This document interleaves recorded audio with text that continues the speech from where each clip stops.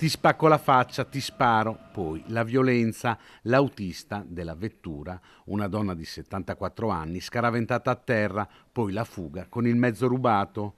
Una scena che sembra quella di un videogioco violento, invece è successa a Padova lo scorso 21 novembre. Protagonista, un sedicenne tunisino fuggito con l'auto, ritrovata un giorno dopo, abbandonata dopo aver provato insieme ad un connazionale, chiedendo aiuto per spingerla, anche in questo caso insultando e minacciando una donna. La sera del 9 dicembre lo stesso copione, insulti, violenze, minacce e il furto di una vettura.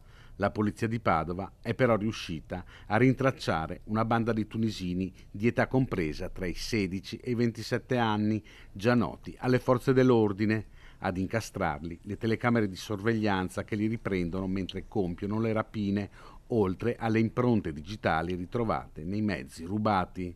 Tutti e quattro sono stati rinviati a giudizio.